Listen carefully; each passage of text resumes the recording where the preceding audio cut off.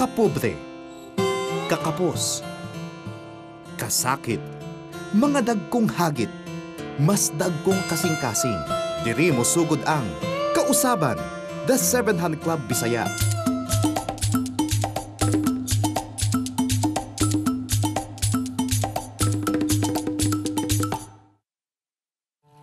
Galit na galit po ako sa nanay ko kasi nag-asawa siya at parang hindi ko gusto yung asawa niya. Pinilit niya ako na magsama siya dun sa kalawang asawa niya. Hindi ko pa siya napapatawad kahit ngayon. Hindi pa ako handa magpatawad sa kanya. Paulit-ulit na naliligo, naglalayas, nagwawala, nagtatago. Ganito sina Ana, Karen at Teresa nang una silang dumating sa Balay Paglingap, isang tirahan sa Davao para sa mga batang babaeng pinagsamantalahan ng mga taong kanilang pinagkakatiwalaan. Si Ate Lorna ang tagapangasiwa ng Balay Paglingap. Malalim ang sugat ng mga batang kanyang inaalagaan. Tulad ng 11 taong gulang na si Karen, 1 linggo pa lamang siya doon nang siya'y aming makilala. Kukulong siya sa loob ng CR. Yung pala, ang pagkukulong niya, tutusok siya. Kumukuha siya ng dugo sa kamay niya. Tapos, ipapakain niya sa aso. Ang pananakit sa sarili at mapanirang kilos ay tanda ng kasuklam-suklam na karanasan ng mga batang ito. Sa Balay Paglingap, may iba't ibang pamamaraan para matulungan sila sa kanilang paghilom. Isa rito ang paggamit ng drawing. Isa rin itong pag-pour out nila ng kanilang feelings. At isa rin ang na way na makalimutan nila ang past. Mayroon din silang mga counseling session kasama ang mag-asawang pastor na ito na katuwang ng Operation Blessing. Isa si Ana sa mga batang dito nakilala ang Diyos. Noon po, hindi ako naniwala ng Diyos, then nag-counseling na. Doon na ako naniwala ng Diyos, then kailangan may trust ka, may ano ka sa Panginoon. Kapag move on din ako. Para kay Ate Lorna, ang pagmamahal ng Diyos ang sandatang magwawaksi sa masasamang alaala ng mga bata. 2 buwan pa lamang ang nakalilipas ay malaki na ang pagbabago kay Karen. Malaki po akong pagpasalamat kay Ate Lorna. Kahit pasaway ako, tinanay po niya akong anak. Tinaruan niya akong magmahal sa ibang tao. Ang mga counseling session ay simula pa lamang ng mga tulong na iniaabot ng Operation Blessing sa Balay Paglingap. Sa ilalim ng programang Orphans Promise ay binigyan ng mga bata ng gamit para sa paggawa ng mga pulseras na kanilang itinitinda at ang kita ay puhunan para sa negosyo ng kanilang mga pamilya. Binigyan din sila ng mga instrumento sa musika at mga computer kasama ang 1 taong kurso sa tamang paggamit ng mga ito. Ayon kay Ate Lorna, ang lahat ng ito ay malaking tulong sa panunumbalik ng tiwala ng mga bata sa kanilang sarili. Pag-aaralin din ng Operation Blessing ang mga bata sa kolehiyo. Unang-una si Teresa, ang dating batang nagtatago sa ilalim ng kama, ngayon ay dalaga na at kumukuha ng kursong social work. Sa 2 taon niya sa Balay Paglingap ay natutunan niya ang kahalagahan ng pagpapatawad. Yung taong nanakit sa akin po, yung family ko po, parang galit ako sa ila. Pero ngayon di na kasi parang naisip ko na, ay kung hindi dahil doon, hindi ganito ang buhay ko. Ganun, for example, ikaw yung parang binigyan ng big na trials ng Panginoon. Ibig sabihin, meron ding kapalit na more na, na happiness. Bilang pasasalamat sa Operation Blessing, sina Karen, Ana, Teresa at ang iba pang mga bata sa Balay Paglingap ay naghandog ng kanilang sayaw. Ayon kay Ate Lorna, ito ay nagpapahiwatig na napagtagumpayan na ng mga bata ang kanilang nakaraan at sa tulong ng Operation Blessing, handa na sila para sa kinabukasan. Sa lahat ng staff, sa lahat ng taong tumulong sa amin para mabuo lang itong aming mga pangarap. Talagang maraming salamat talaga.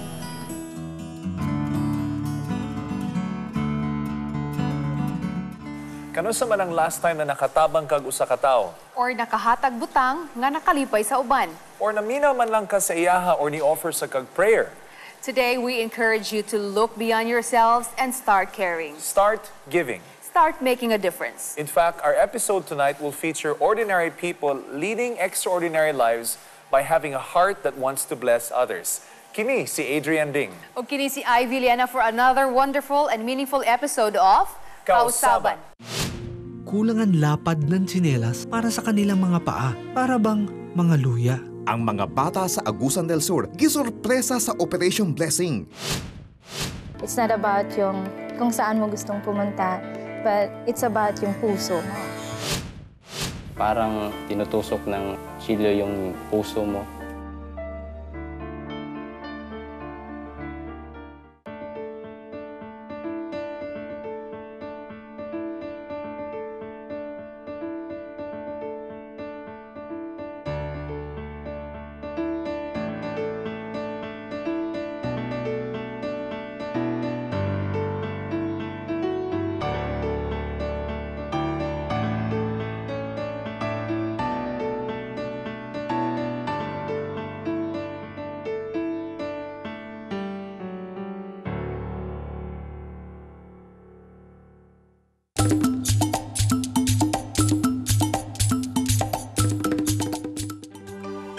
Tsinelas, tsinelas, tsinelas. Isang bagay na kadalas ay isinasantabi lamang. Ngunit ang hindi natin nalalaman, sa iba, ito ay mahalaga.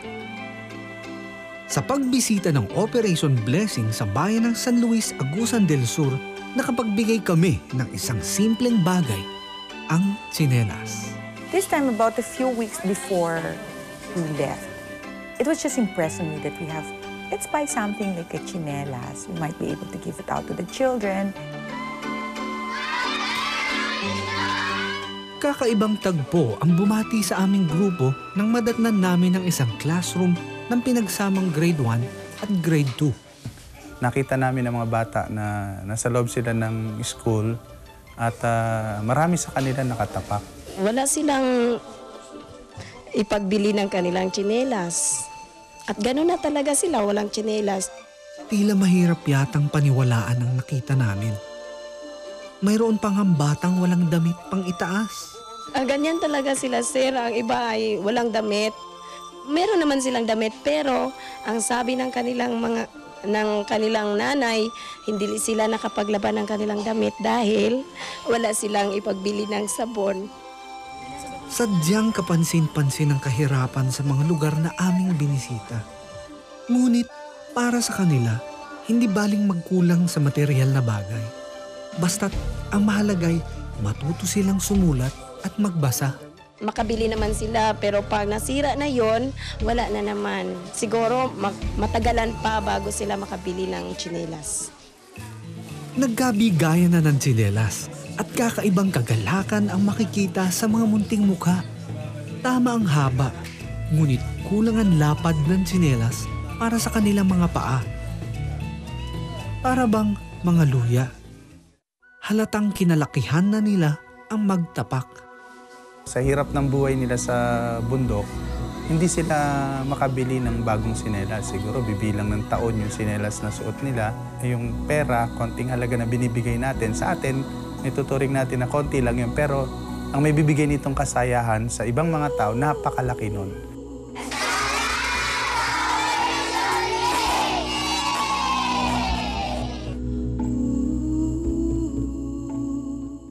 For many of us, ang kaning tsinelas gamay ra kaayo nga butang. We don't even think much about it.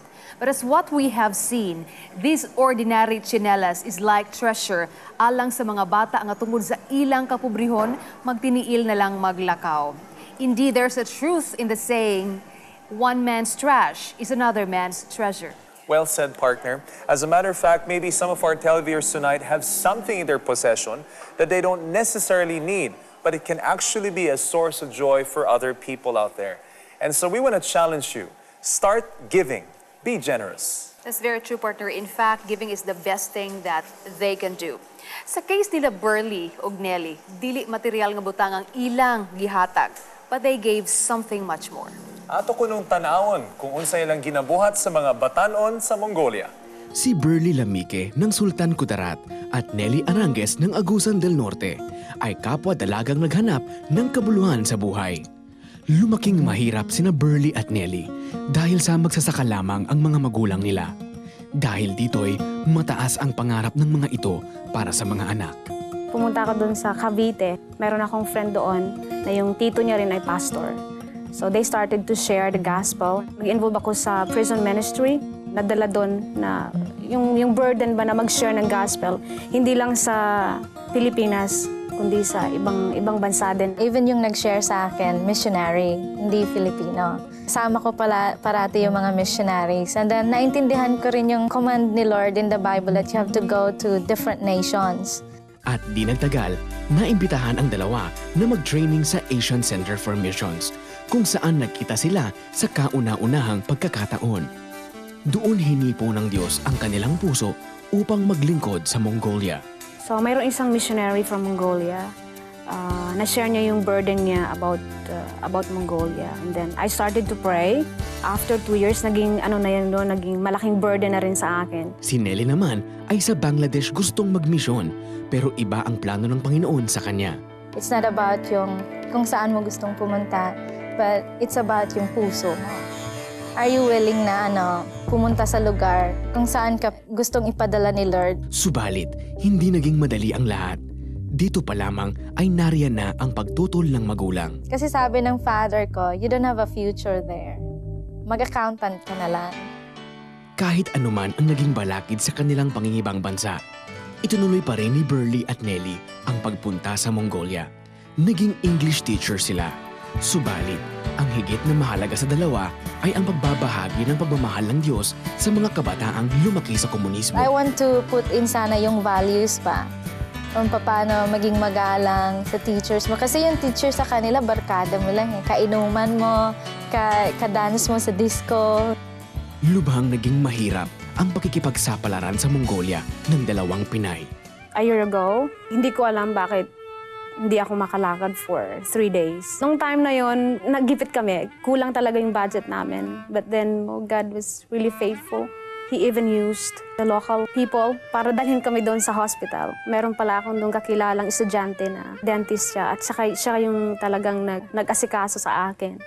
One time, nagkasakit din ako, yung nagka-diarrhea ako for more than 1 week. So, during that time, $20 lang yung pera namin. As in, sobrang sakit na. Nang makita ko ng doctor, sabi niya, every check-up, $20. Tapos sabi ko, uwi tayo.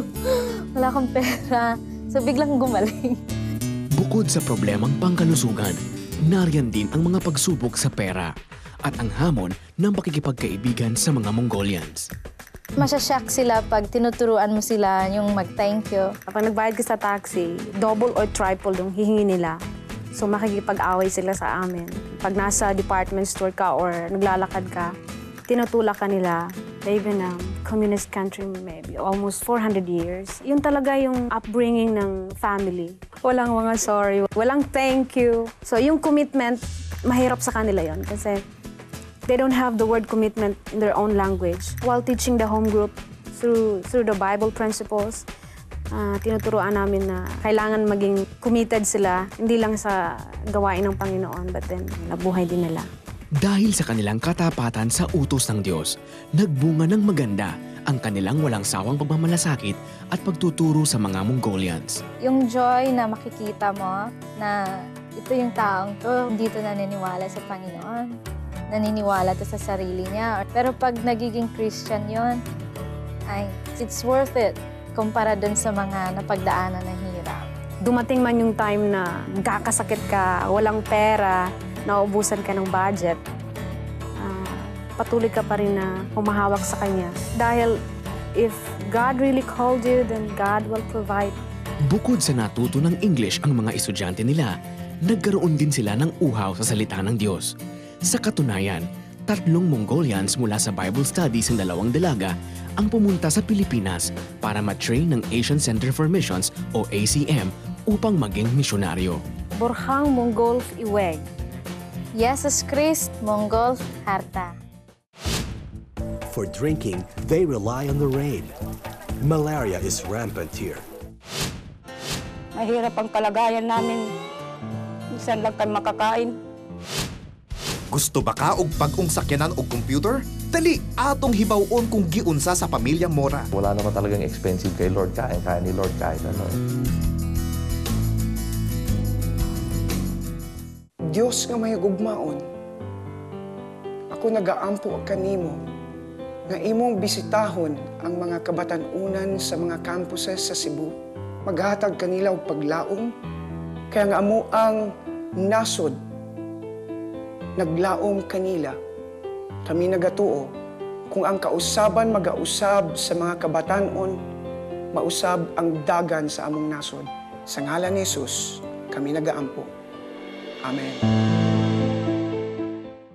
Una pa napakaon sa Operation Blessing ang 5,500 kapin nga tawo biktima og bagyong Frank sa Aklan o nakadawat og maanindot na paghihom gikan kangkoni ang mga bata sa lagyo na barangay sa Davao. Una pa miagos ang limpyo nga tubig sa puso ngadto sa mga Dumaga tribe sa Montalban. O gitugyan sa atong mga kaigsuunan ang ilahang kinabuhi kay Jesus. Ay hapa madad-an ang bisan kinsa. Ikaw na among taga-suporta at miyembro sa 700 Club, dalit namo ang matud-anon pagpasalamat sa tanan nga kaigsuunang inyong natabangan. Kung dili pa ka miyembro sa 700 Club, tawag na og apil sa pangalagad sa Ginoo sa atong nasod, arong ipadayag ang iyang gugma sa tanan. Isip usa ka miyembro, makaalagad ug makapakaong ka sa mga kaigsuunang biktima sa bagyo. Gira, matabangan nimo ang mas nanginahanglan. Ug maisangyaw pa nimo ang gugma ni Jesus sa tanang nangawad-an ug paglaom.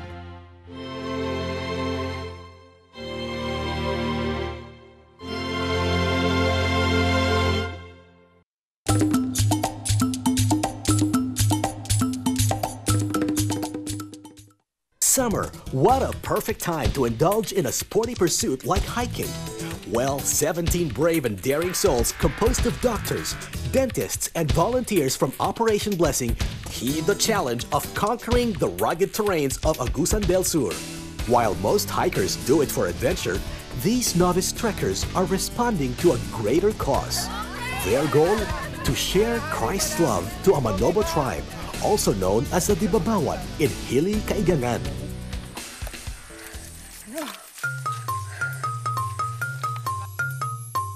This is the first OB mission in the mountains, and the volunteers learned firsthand about the cost of spreading the gospel to a hard-to-reach people group. The first lesson they learned: pack light and bring along your sense of humor. You'll need a healthy dose of it for a 14-kilometer hike. In this isolated part of Mindanao, however, it rains all year long. Hence, the rough Agusan terrain was made worse by mud. Before long, these valiant OB volunteers could all pass for mummies.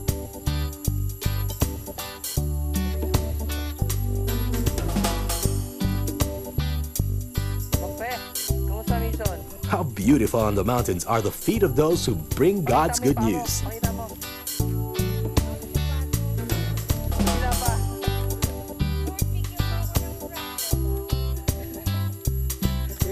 It may have taken them 9 hours to trek what the natives can do for 4, but they knew it was worth all the hassle when they saw the people who needed their healing touch.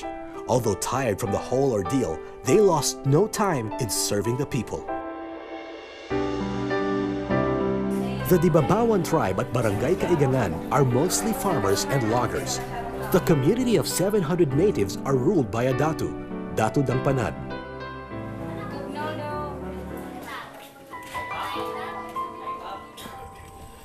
Life is hard in these mountains. The Dibabawans have no source of clean water. For drinking, they rely on the rain. Malaria is rampant here, and also other diseases caused by mountain-bred parasites. Operation Blessing was able to treat a total of 285 Dibabawans, and 169 of them got to know Jesus Christ personally for the first time. This figure includes Datu Dangpanan, who said that his arthritis was instantly healed after praying with the counselors. After a day of communing with these people, it was time to take on the rough roads again.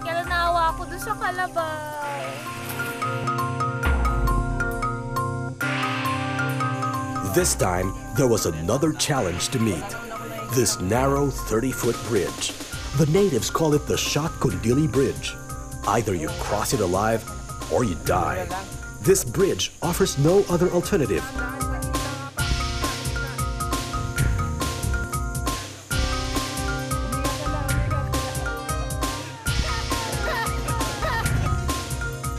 Here is where lesson number 2 comes in. To keep from falling off course, you must keep your focus. Yep, they got all wet and muddied. Some fell off the carabao, almost got kicked by a horse.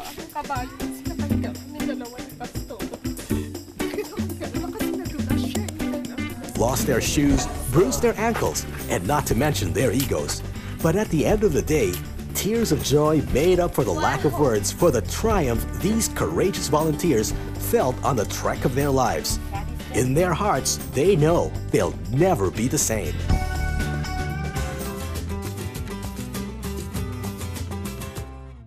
Did you know, partner, that just very recently, Operation Blessing also did a medical mission last March 13 to 27 in the island of Camotes and Bohol. Similar to what happened in Agusan, there were some people whose lives were changed, like Mang Nilo, Aling Jessica, and Aling Diosdada. And do you know that Operation Blessing is fueled by donations and volunteer doctors, nurses, dentists, and non-medical people who just simply want to give up their time? Wow, that's absolutely true. And can you imagine, partner, bisan 500 pesos lang ang imong ihatag, layo na kaya na siyang maabtan. Because your 500 pesos doesn't just make you a member, but it also gives you a stake in the lives of many people. And one life that you have helped is Ryan Intalos. Let's see how this handicapped man without self-confidence transformed into a micro-entrepreneur. Isang aksidente ang sumira sa kaliwang paa at binti ni Ryan. Dahil dito, ay nahihirapan siyang maghanap ng trabaho. Dahilan sa sumasakit ang kaliwang paa at binti kapag malayo ang kanyang linalakad. Alam ko talaga, doon lang kasi sa bahay, walang magawa. Tapos, hindi ako makatulong sa parents ko ng financial support. Bata pa man siya ay tampulan na ng biro si Ryan. Bunga nito ay naapektuhan ang kumpiyansa sa sarili hanggang sa ngayon.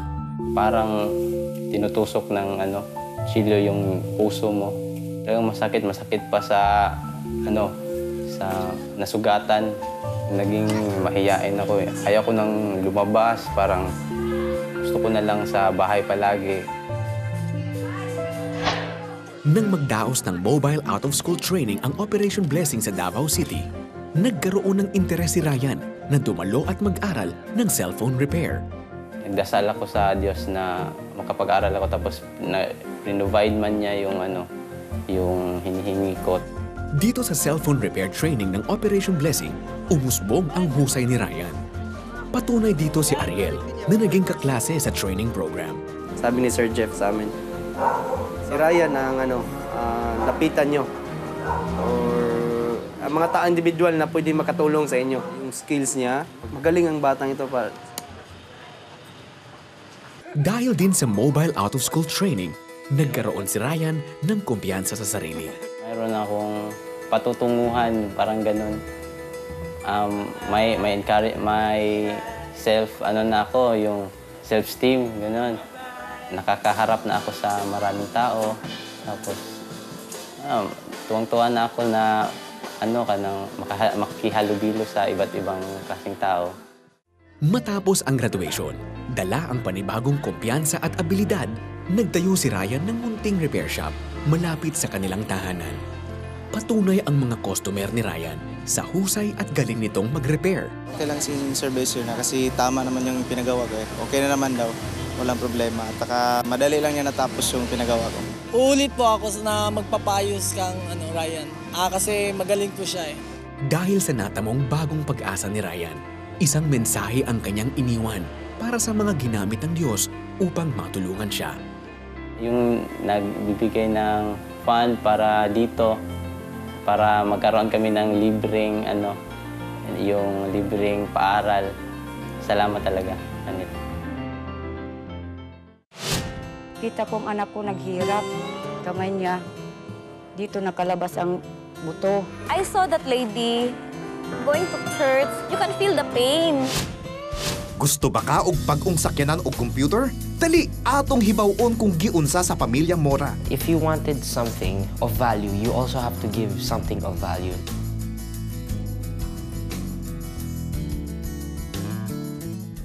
Matag minuto, daghanang nangahitabo. May mga nawad-an o paghilom na ay mga nagsakit. Mga naputos sa utang. mga samdamog kasing-kasing. Ang uban na hintupawak sa kadautan ug daghanang nanginahanglan og kastorya. Bisan unsa pa ang panghitabo sa imong kinabuhi. Ania ang 700 Club Counseling Center. Andam na maminaw kada minuto sa imong kinabuhi. Tawag na sa 1-800-1888-8700 toll free. We're here 24/7. Pwede na ninyong ipadala ang inyong mga donasyon o membership contribution sa 700 Club Asia pinaagi sa M. Luwilier Kwarta Padala at tulang sa pinakaduol nga M. Luwilier branch sa inyong lugar. Mag-fill out lang og customer information sheet ug isulat kini. Amount o kantidad sa imong donasyon, sender's name o ngalan sa nagpadala, complete address, contact numbers, purpose of transaction, example, pledge, receiver's name, 700 Club, dugang nga mensahe ug ang imong pirma o signature. Ayaw kalimting isulat ang imong kompletong address ug contact numbers aron among ipadala ang resibo sa imong donasyon. Ihatag sa counter ang imong form kauban ang donasyon ug huwata ang kopya sa imong transaction. Sayon og tali lang dili ba? Libre pa ang pagpadala sa imong donasyon. Mao nang pag-donate na.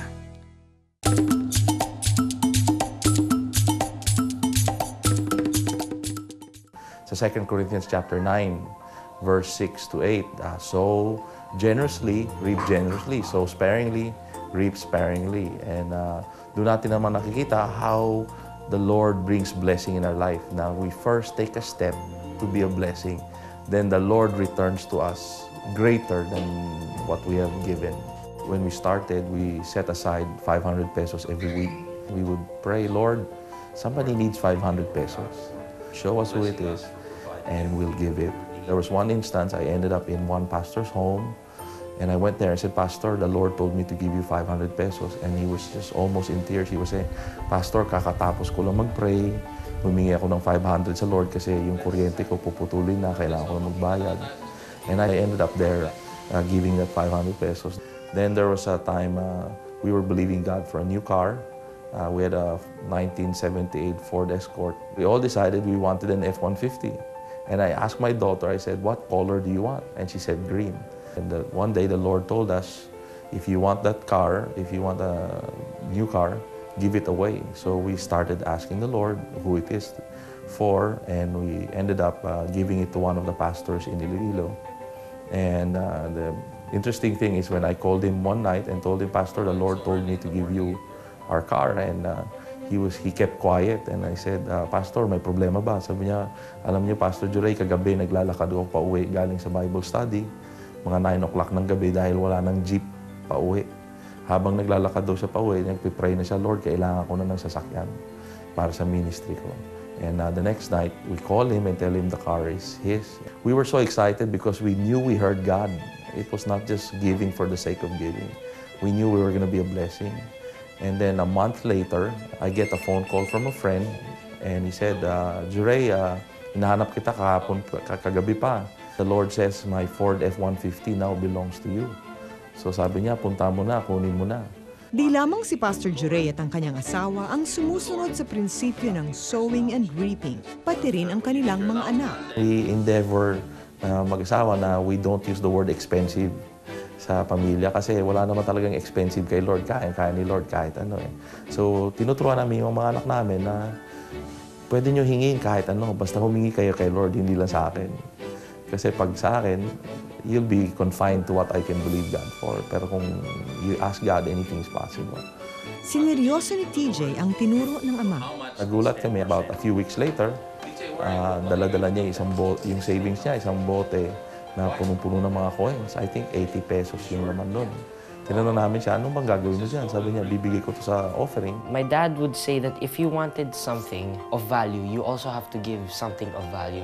So my savings at that time were of really high value to me. So I gave it because I really wanted the computer. A few weeks later, the miracle was we got, nakatanggap po kami ng letter, ng sulat na dineliver sa amin, personally delivered sa amin, na may note sa loob. Sabi sa sulat, Juray, kakagaling ko lang sa Amerika. Nung umuwi ako, may extra dollars ako natira. Tinanong ko si Lord, para kanino to? Sabi ni Lord, para daw sa inyo. And we got $500. So, nabili namin yung computer ng anak ko. tapos yung mga iba pang naming mga kailangan. You find out that you can never outgive God, that God wants us to give, that God has destined us to be a blessing. Kaning sowing and reaping, bitaw partner, it's very biblical and it's also very true. Nabaka experience about this? Yes. In fact, ang akong experience aning sowing and reaping principle has something to do with relationships. You know, before I had this relationship which was very wrong, and then one day I decided to give my life and so give up that relationship and sowed my life for God's purposes. What God did was He gave me a new relationship that's so amazing. What about you, partner? What's your experience on this one? Well, in my case, I remember that I took out the last 20 pesos that I had left in my wallet and also the last 100 pesos that I had in my wallet. I gave it to one of our youth members because she was in dire need of help. Little did I know that that little seed would grow into a succession of business transactions that gave me 10 times more than what I had sowed into that young lady. God is really a God of blessing. He is a very generous God. At this point, we just want to pray for you, whether you have a material need, whether there's a need for you to restore relationships, you want to break free from an addiction, or you want to be set free from a messy situation. We just want to pray for you. Bisan unsa pa nimong kahimtang in life right now, we want you to know that with God, all things are possible. Allow us to pray for you right now. Father God, we come before you in the name of Jesus. And Father, we know that there are many needs out there in the world. Kaibaw sa mi, Lord, nga even before me nangayo sa imuha, kaibaw na jud ka sa among mga needs. Right now, Father, I lift up to you the needs of some people who are in need financially, Lord God. Father, I pray in the name of Jesus that you would open doors that no one can shut. Lord, I pray that you would bless them with something really amazing, a breakthrough to come in their lives, Lord God. Even for those right now who are sick in their bodies, I call your bodies healthy, whole, and strong in the name of Jesus. We also want to pray for those who are struggling in their relationships. You know, there are a lot of people right there who are trapped in a wrong relationship and they want to get out, but they're so afraid. Right now, we just want to pray for you. We want you to know that God has a plan for your life and you don't have to be afraid. You just learn to let go. Sow your life into God's kingdom and then you will see how God will provide for you, will lead you to a person who will really love you for who you are.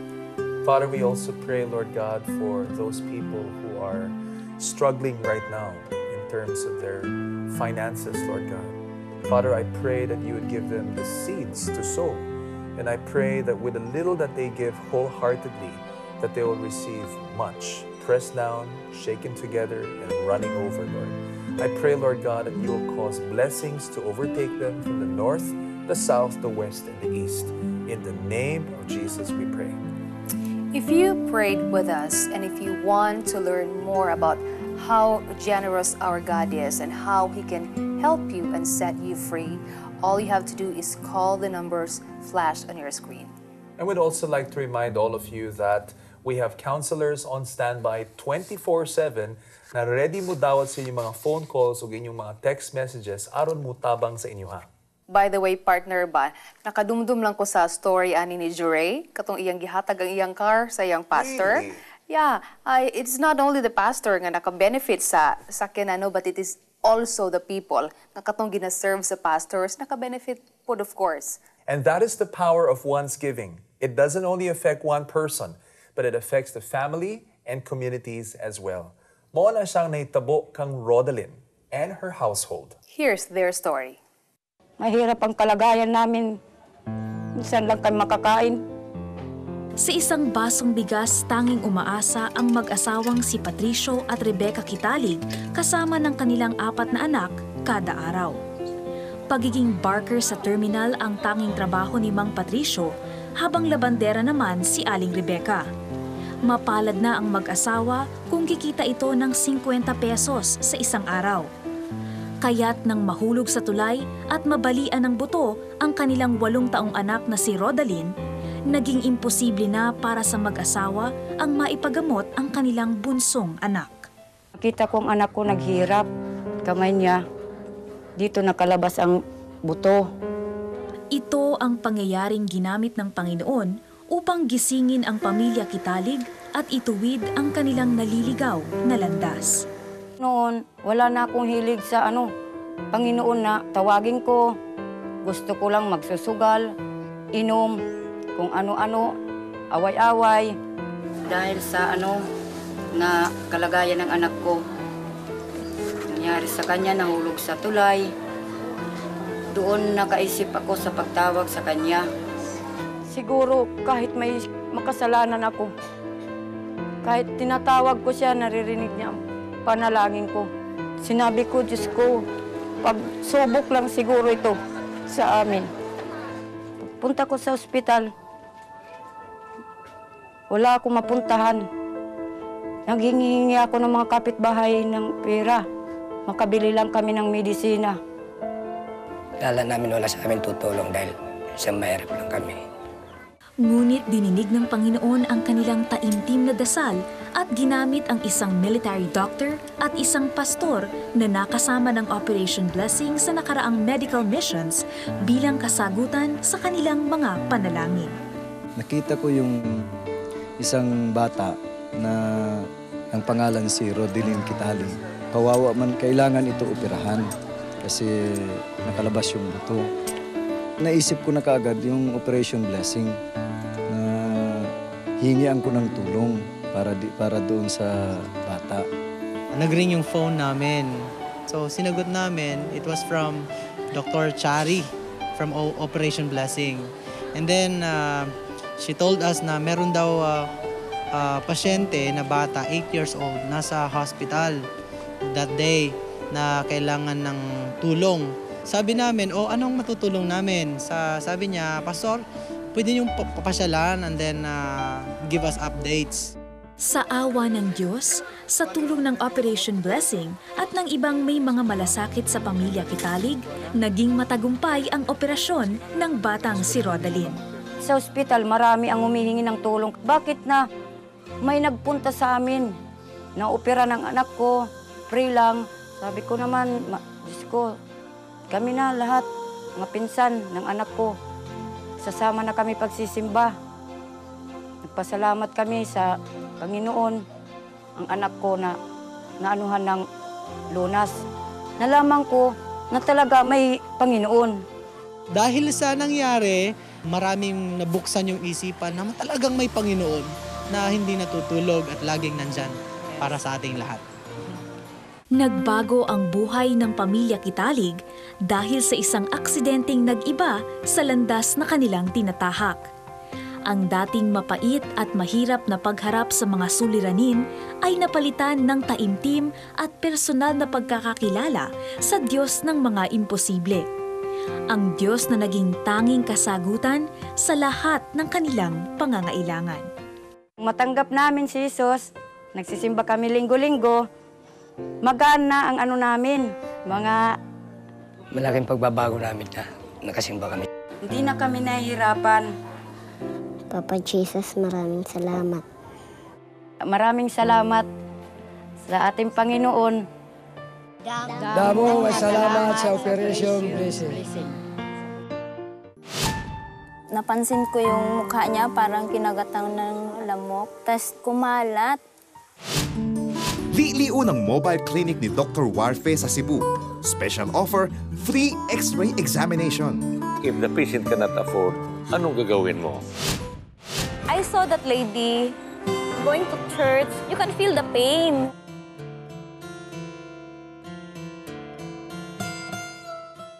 Una pa napakaon sa Operation Blessing ang 5,500 kapin nga tawo biktima og bagyong Frank sa Aklan o nakadawat og maanindot na paghihom gikan kangkoni ang mga bata sa lagyo na barangay sa Davao. Una pa miagos ang limpyo nga tubig sa puso ngadto sa mga dumagat tribe sa Montalban. O gitugyan sa atong mga kaigsuunan ang ilahang kinabuhi kay Jesus. Ay hapa madad-an ang bisan kinsa. Ikaw na among taga-suporta at miyembro sa 700 Club, dalit namo ang matud-anon pagpasalamat sa tanan nga kaigsuunang inyong natabangan. Kung dili pa ka miyembro sa 700 Club, tawag na og apil sa pangalagad sa Ginoo sa atong nasod, arong ipadayag ang iyang gugma sa tanan. Isip usa ka miyembro, makaalagad ug makapakaong ka sa mga kaigsuonang biktima sa bagyo. Gira, matabangan nimo ang mas nanginahanglan ug maisangyaw pa nimo ang gugma ni Jesus sa tanang nangawad-an ug paglaom.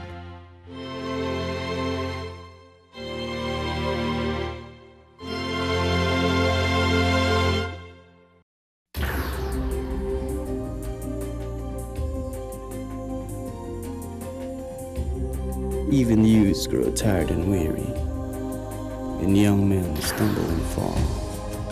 But those who hope in the Lord will renew their strength. They will soar on wings like eagles. They will run and not grow weary. They will walk and not be faint.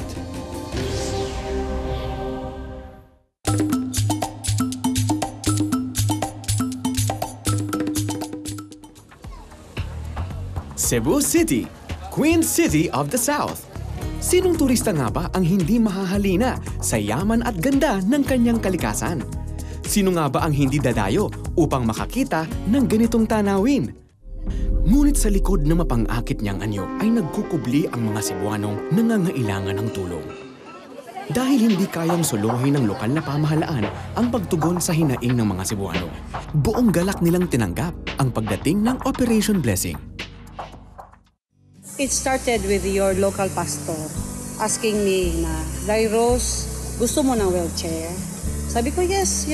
And the wheelchair came. I told myself that this group is dedicated and truthful kasi pag nagbigay kami, nandiyan talaga. Nasaksihan din ni Vice Mayor ang pagpapagawa ng mga poso sa bayan ng Tuburan. Malaking tulong din para sa mga out-of-school youth ang isinagawa na Mobile Out-of-School Training o MOST. Higit sa mga material na tulong, naging inspirasyon para kay Vice Mayor ang ehemplo ng Operation Blessing Team. Aside from training them for their future, you have this value formation, which is most important. In our training center soon, aside from these skills, we will have the same, the values formation every afternoon. That's why maybe we will just pattern what we have now. I'm very thankful to what you did. Bukod kay Vice Mayor Suezo, nakatuwang din ng Operation Blessing ang 6 na kababaihang voluntaryong nagluto para sa mga bata at ang Mactan Rotary Club. When we saw a lot of problems around us, we are stressed with so many toxics, no? But helping or doing this is, what I've said, an energy booster. Nakipagkapit-bisig sina Maita sa Operation Blessing sa sunod-sunod na medical dental missions at wheelchair distribution sa Mactan. I saw that lady going to church, home, crawling ba? You can feel the pain while she's crawling. But now there's joy. It's easier for her to go to church. Mayroon ding naobserbahan si Maita na higit lalong nagpatibay ng kanyang pananampalataya at kagustuhang tumulong. Everything was done by someone above. And our mission really has this intervention from Him. You're called by God to serve. Ang mga Cebuana at ang Operation Blessing ay napagbuklod-buklod ng iisang hangarin, ang maglingkod sa kapwa. Kaya naman hindi na lamang nagaganda ang tanawin ang taglay ng Queen City. Ngayoy, karagdagang yaman nito ang mga pusong nag-uumapaw sa saya at pasasalamat. Pag kaninod yun sa mga creations diri partner no sa Avatar, I really believe na matag-usa ani kay mga masterpieces gyud. That's true. And speaking of masterpieces, di ako na partner unsa kanindot ng ilang mga accessories, no? Sure good ko nga kung naay babae nga mosulod dinhi sa store. Na. Di gyud mo gawas nga way bit-bit mo palit gyud tungod sa kanindot tungod sa quality sa ilang trabaho. Absolutely. And speaking of work, I heard that they're also giving quality jobs to their workforce. That's really good. That's a very good contribution. Yes, and they're actually not only providing jobs but helping people improve their lives. And I'm sure, daghan kay mga alahas din na naibuga, no? I'm sure you're gonna go back later on. I'm gonna come back, that's for sure. You know that your giving can inspire others to do the same? Well, sa case ni Vice Mayor Suezo, She was inspired by Operation Blessing and the team to do more for her constituents. Now, if you want to help, we will teach you later on kung unsaon ninyo og padala ang inyong gift pinaagi sa atong long-time partner na si M. Luilier at no extra cost. Ayaw gid ismula ang inyong paghatag tungod you will never know kung unsay ripple effect aning inyong pagtabang. In fact, our next episode clearly demonstrates this. You see, Operation Blessing recently embarked on a mission that has inspired some of the doctors of PGH to get involved with a 3-year-old child by the name of Arby. Let's watch this. Mag-isang tinataguyod ng 34 anyos na si Dariel ang kanyang pamilya habang ang asawa ay nasa bilangguan. Tanging pananahi ang kanyang pinagkukunan ng pambuhay sa kanyang mga anak. Mahirap talaga. Kasi yung kinikita ko, kulang pa nga sa pagkain. Tsaka pagpaaral pa sa kanila. Ito ang kanyang bunsong anak na si Arby, 3 taong gulang. Kapansin-pansin ang mga sugat at peklat niya sa katawan. Napansin ko yung mukha niya parang kinagatang ng lamok. Tapos kumalat. Yung tawag nila nun, nanganak. Dahil sa kakapusan, hindi matugunan ni Dariel ang pagpapagamot sa kanyang bunso. Alalang-alala ako kasi wala nga akong pangbiling gamot. Tapos pinaano ko na lang sa albularyo. Minsan lang ako sa kanya kasi nagtatrabaho ako para makabili din kami ng pagkain. Antay lang kami ng pag may maawa sa akin na kapatid ko. Napilitan po ako pumunta sa tindahan, mapakaawa na makautang. Sa problemang kanyang pinagdadaanan, panalangin ang tugon ni Dariel. Umaasa naman po ako talaga sa Panginoon Mabalang araw. Kung may mabusilang na po siya natutulong sa amin. Tinugon ng Diyos ang kanyang panalangin nang dumating sa barangay Binabag, bayan ng Bugo, Cebu, ang Operation Blessing. Masaya. Natutuwa ako dahil gagaling na siya. Pagdating sa medical site, kitang-kita ang tuwa ni Dariel dahil sa unang pagkakataon ay masusuri ang kalagayan ni Arby. Bukod sa sakit sa balat, doon nadiskubre na may pambihirang kaso pala si Arby. Bukod sa bingot, hiwalay din ang kanyang panga na nangangailangan ng series of operations. Subalit bago iyon maisagawa, buwan muna ang aabutin dahil kinakailangan munang magamot at gumaling si Arby sa kanyang skin rashes.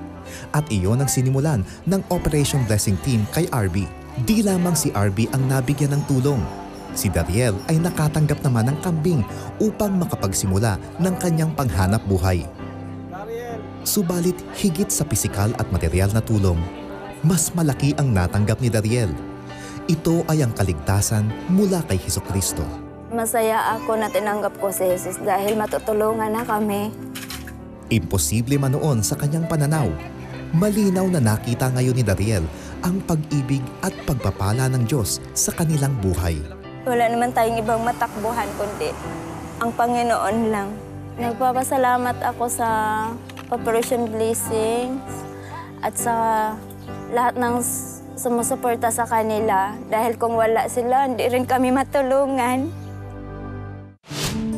Liiliw ng mobile clinic ni Dr. Warfe sa Cebu.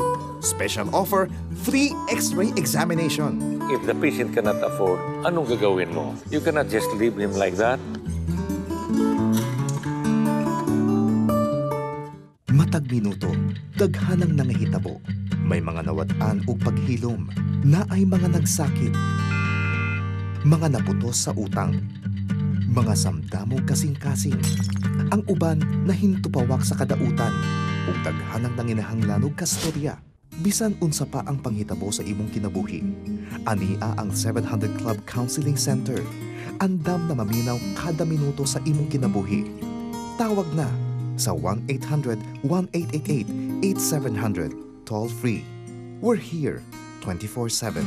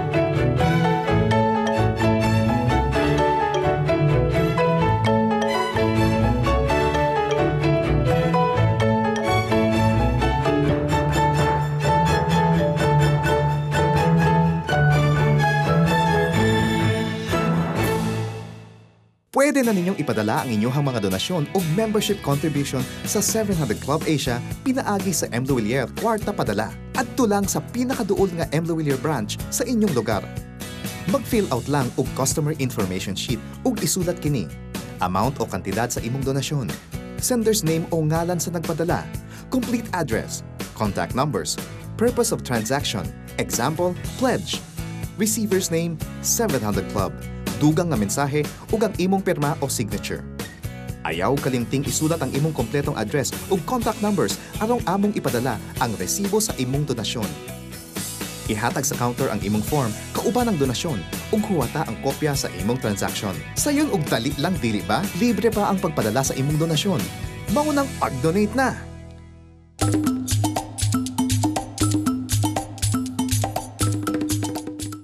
Kung gusto mong maging kapita-pitagan sa propesyon mo, mag-aral. Yan ay isinapuso ni Dr. Warfe Engracia na naging isa sa mga dalubhasang radiologist ng bansa dahil sa pag-aral ng radiology at ultrasound specialization sa New Zealand, Italy at Amerika. Actually, I wanted to become a surgeon, a pathologist, but I landed radiology due to the invitation of my professor, who was American Board of Radiology. So he encouraged me. 20 taong nasa labas ng bansa si Dr. Warfe upang mag-aral at magtrabaho at hindi naging madali ang buhay niya bilang OFW. Kaya naman naging mas malapitin siya sa Panginoon sa mga panahong iyon.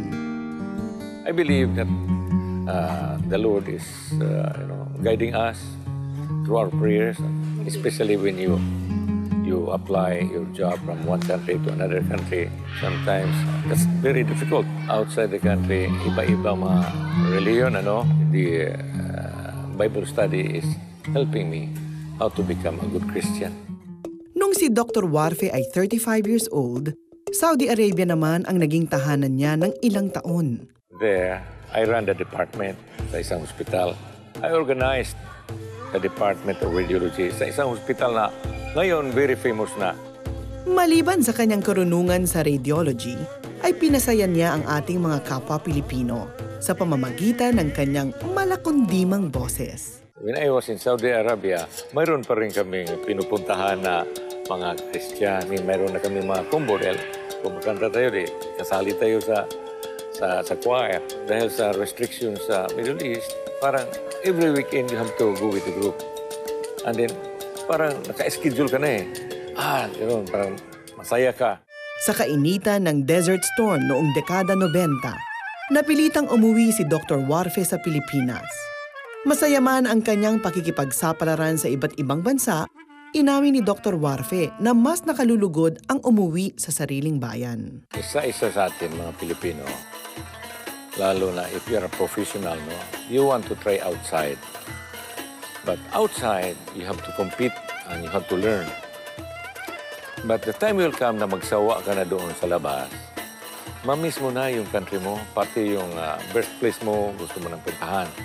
I think all Filipinos who are there outside the country are longing to come back. Nagtayo ng 3 klinik si Dr. Warfe sa probinsya niya sa Cebu.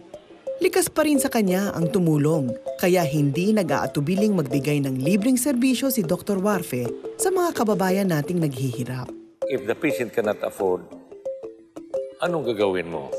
You cannot just leave him like that, but you have to treat, you have to diagnose. You have to use X-ray films, you have to use ultrasound, you have to use laboratory. Dahil this patient needs help. Ang iba naman, mayroong pira pero kaunti lang. Then sasabihin mo na, hindi sila full charity. Pwedeng mabigyan mo sila ng discount. Kaya nang pumunta ang Operation Blessing sa Cebu, bukas palad na inalay ni Dr. Warfe ang kanyang mobile laboratory para sa mga residente ng Kanhulaw, Lapu-Lapu. 100% ako nandyan. Because that's one way of helping people ba? And then, sometimes you want to help people and then there's no patient. But nandito na mayroong organization katulad sa Operation Blessing. So, sakay na tayo dyan. Tinanong namin si Dr. Warfe kung may balak pa siyang lumabas ng bansa, kung saan ay may higit na malaking kita. This is now a high time for me to stay permanently. Although there are sometimes offers, outside, I think working outside is not in my calendar now. It's better that I have to enjoy my life here, help our people. At tila walang patid nga ang pagtulong ni Dr. Warfe Engracia sa kapwa Cebuano. Ibinabahagi din niya ang kanyang karunungang medikal sa universidad at sa radyo. Because my parents were both school teachers and then assigned sa Mindanao, and they really like to help people. Kaya nakita ko Kaya sabi ko, when I grow up, I will do the same. I'm enjoying also my radio program every morning. I talk about health guide. It's only a 5-minute program, but nag-enjoy ako dahil alam ko na paligaya ko ang mga tao. I was outside the country for almost 20 years. I worked from one country to another country. So now that I'm back, I'm ready to serve. Bilib jud ko aning Dr. Warfe Engracia, partner, no?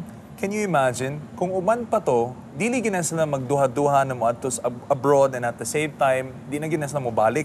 Pero kani si Dr. Warfe, ni balik yun siya, aron ihatag ang iyang expertise sa matag usa. I'm not saying that going abroad is bad. I think it's good. But the nice thing about Dr. Engracia is that ni balik yun siya aron mutabang sa iyang mga kauban diri sa Pilipinas. Oh, that's really amazing, partner. And I really believe nga kani si Dr. Warfe, i-bless gud ni siya 100-fold. Tungod kay base sa atong sowing and reaping principle, eventually people will begin to honor your work and generosity by patronizing your business. And not just people. I really believe that if our heart is out there to serve people, we are also pleasing God in the process. And every time we do that, God also wants to bless us back. Matod pa to sa Isaiah 58, verses 10 to 11. It says in a New Living Translation, let me read, "Feed the hungry, help those in trouble. Then your light will shine out from the darkness, and the darkness around you shall be as bright as day." It goes on in verse 11 saying, "And the Lord will guide you continually and satisfy you with all good things, and keep you healthy as well."